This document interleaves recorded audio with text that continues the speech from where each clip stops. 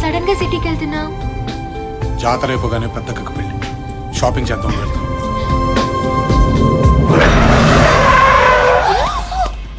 Welcome బావా. నీకేమైనా పిచ్చా? డౌటా? అరే సిటీకి బావింటి మించే వెళ్ళాలి, వాళ్ళ ఇంట్లో ఒక టీయో కాఫీయో భోజనం చేసేద్దామని లేదే బావా. ప్లీజ్ బావా, నీ మీసం, నీ గెట్టం, నీ చేతులు, నీ కాళ్ళు ఏది పట్టుకోమంటే అది పట్టుకుంటాను. ఒక్కసారి ఇలా అడుగుపెట్టి అలా వెళ్ళిపోదు గాని. అసలు నేను సిటీకి వెళ్తున్న సంగతి నీకు ఎవరు చెప్పాడు? ఈడా సరే కానీ కుడికాలు రైట్ లెగ్ కొంచెం ఓవర్ అవ్వట్లేదు? కాదు బావా, వెల్కమ్ నీకుంది బావా, లోపల గ్రాండ్ వెల్కమ్. గ్రాండ్ వెల్కమ్ ఏంటది? వెల్కమ్ పొడుస్తారు. అమ్మా చాముండేశ్వరి, బావగారి కాళ్ళకి నీళ్ళు తీసుకురామ్మా.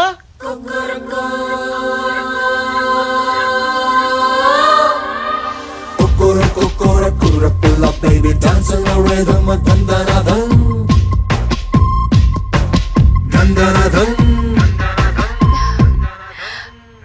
తీయండి కడుగుతాను. షూస్ బావగారు మంచి గిత్తలా ఉన్నారు బావా. పెళ్ళంటూ చేసుకుంటే మిమ్మల్ని అమ్మా కడిగించాలి గాని తడిసిపోయింది. నువ్వు వెళ్ళమ్మా, లోపలికి వెళ్ళమ్మా. అమ్మా రాజరాజేశ్వరి, అచ్చి బాబు ఇంకొకదా.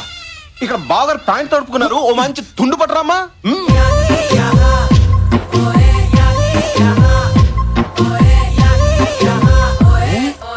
తుడుచుకుంటారా తొడవమంటారా?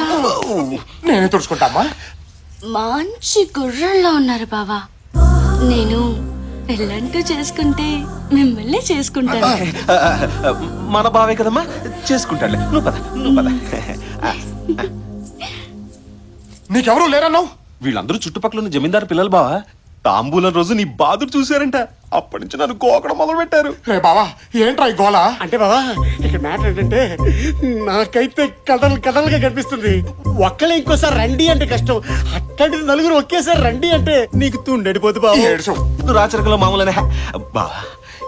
ఈ నలుగురిని చేసేసుకుని గుట్టలుగా కనేసి నీ వంశాన్ని విస్తరించి చెప్తా. నువ్వు చేసుకోవచ్చుగా. మీదంటే కత్తులు తిప్పే వంశం బావా, ఎంతమంది అయినా పర్లేదు. మాది మీ వెనక నుంచిన వంశం, ఏకో నారాయణ, ఓన్లీ వన్. బావా నలుగురు మంచి వాస్తుతో ఊపు మీద ఉన్నారు బావా. ఓ లుక్ అయి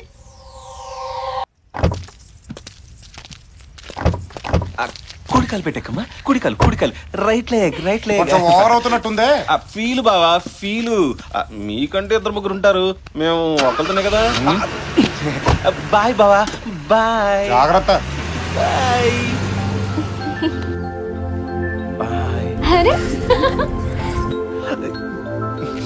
బాయ్.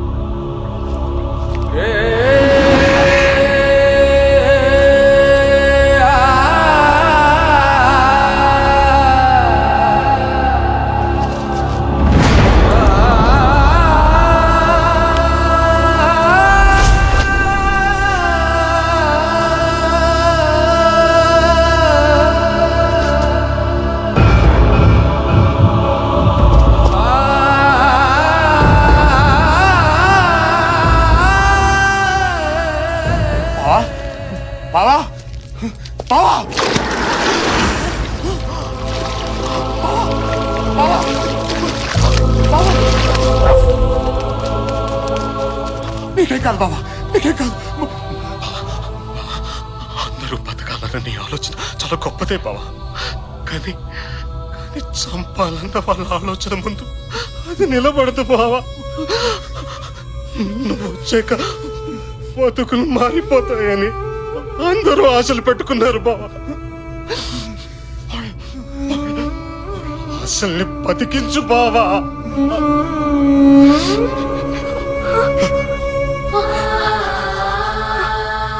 సారీ అమ్మా.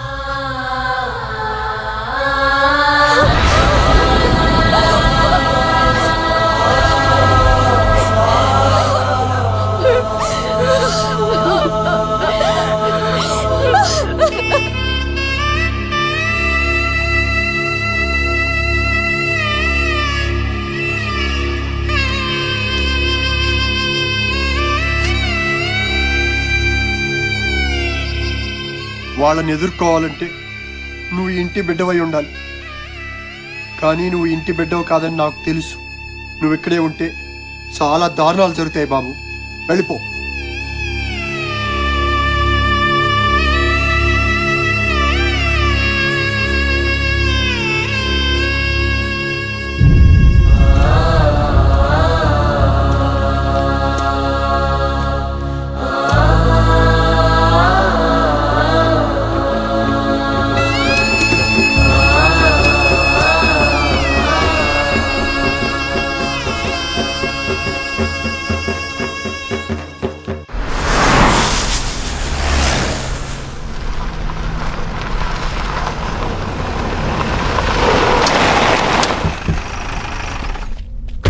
అన్నా మన దెబ్బ కాడేపటికి పారిపోయి ఉంటాడన్నా. ఆడదానిలాగా పారిపోతాడో మగాడ్లాగా బరిలోకి దిగుతాడో చూద్దాం. అన్నా దిగాడన్నా.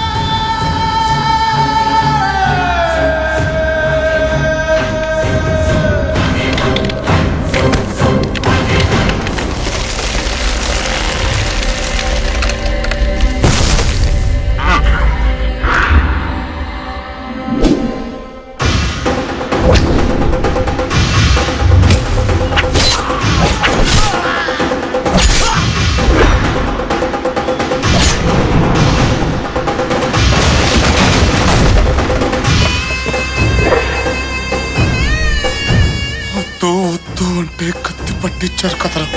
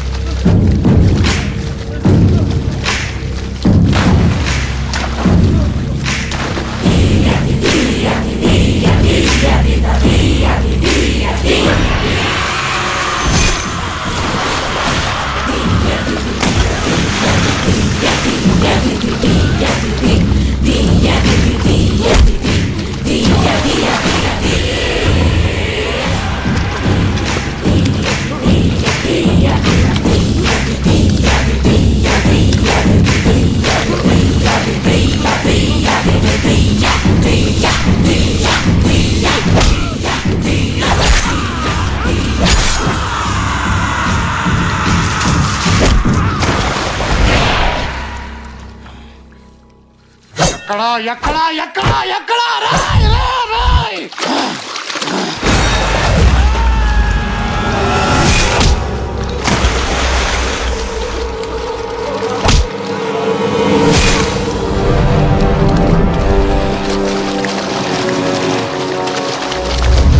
బతకండి బతకండి అంటే వినలేదు కదరా, కోత మొదలైంది.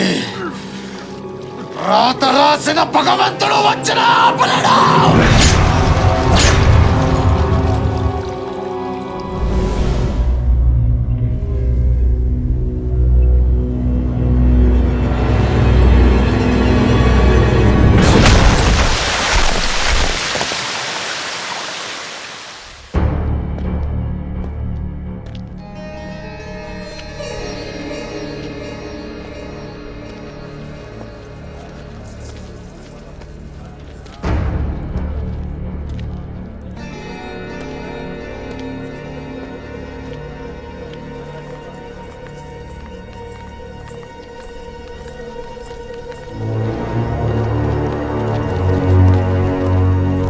బాబు, వాళ్ళు చంపారని మీరేం దిగులు పడద్దు.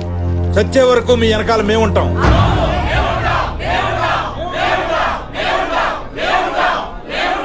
ఈ సమస్య నాది, దీంతో మీకు ఎటువంటి సంబంధం లేదు. ఇప్పటి వరకు ఈ సమస్యని ఒకలాగా చూశాను, ఇప్పుడు ఇంకోలా చూడబోతున్నారు. ఈ ఇంటి వారసుడుగా అది నా బాధ్యత. మీరందరూ బయలుదేరొచ్చు. అయ్యా వారసుడు గారు, బాగున్నారా? బాగా సెటిల్ అయ్యావు. ఎంత ధైర్యం రా నీకు ఇంట్లో అడుగు పెట్టడానికి? ఆగండి ఆగండి, నేను చెప్పేది వినండి. ఆగండి, ఒక్క విషయం తేల్చడానికి వచ్చాను. మీరు ఇంటి బిడ్డగా చూస్తున్నవాడు హైదరాబాద్ లో ఒక్క అనాథ.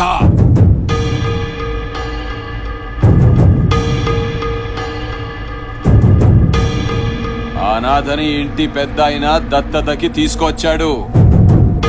ఇవిగో ఫోటోస్. సొంత బిడ్డని ఎవరన్నా దత్తతకి తీసుకుంటారా? చెప్పరా, నువ్వు ఇంటి వారసుడువా? చెప్పరా. చైతి,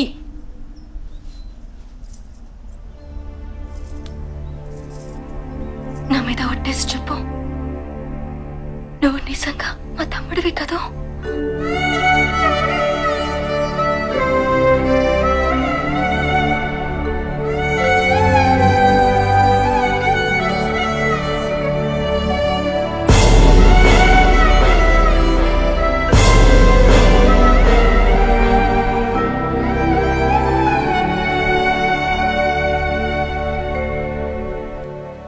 అమ్మా, ఇప్పుడు పట్టుకోవచ్చా?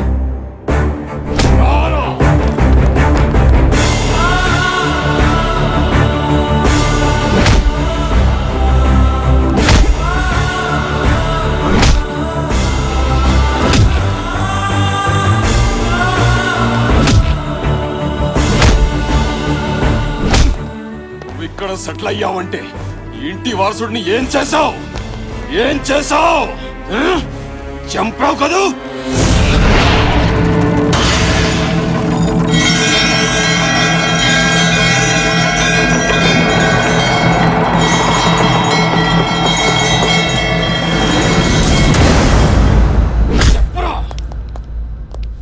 చంపావు కదూ?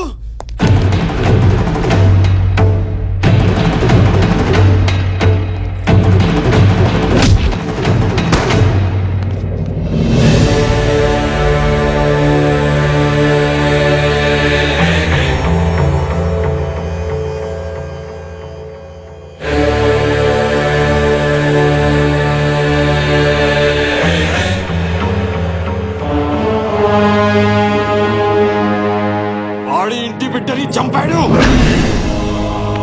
25 సంవత్సరాల క్రితం ప్రాణం లేకుండా పుట్టిన నా బిడ్డని వీడెలా చంపుతాడ్రా?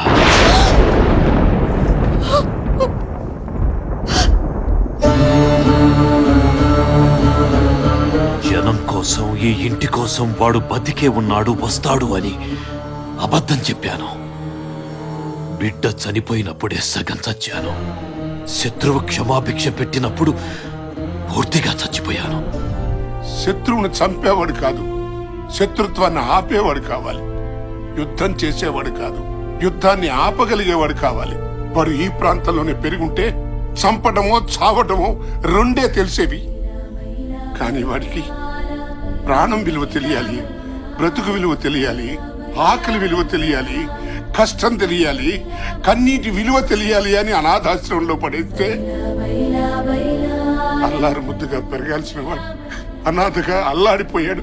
10 మందికి వెండి కంచాల్లో అన్నం పెట్టాల్సిన వాడు అన్నం కోసం ఆకలితో ఎదురు చూశాడు. పట్టు పరుపుల మీద పడుకోవాల్సిన నా బిడ్డ ఫుట్పాత్ల మీద పడుకున్నాడు.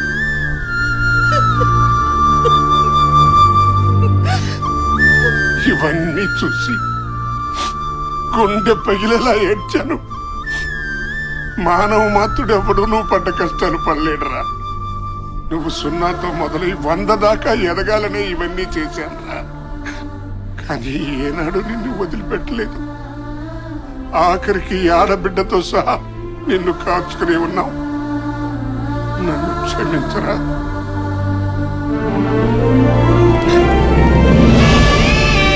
నన్ను క్షమించరా మనోడా, క్షమించు.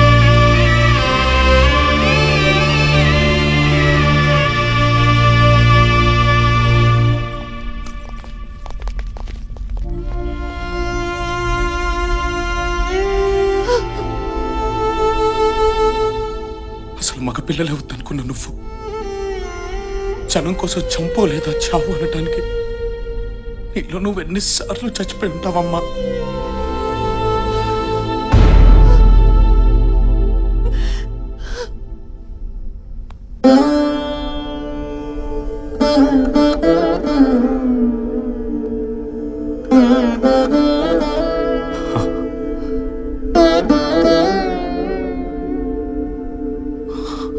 నీ తల్లి ఆశయం నుండి పుట్టిన వాడివి.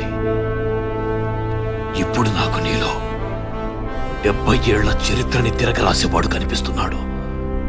25 సంవత్సరాలుగా నేను ఎదురు చూసింది, నీ తల్లి ఎదురు చూసింది, బిడ్డల్ని పోగొట్టుకున్న ఈ జనం ఎదురు చూసింది ఈ రోజు కోసమే. నీకు నచ్చేది, జనం మెచ్చేది చెయ్యి.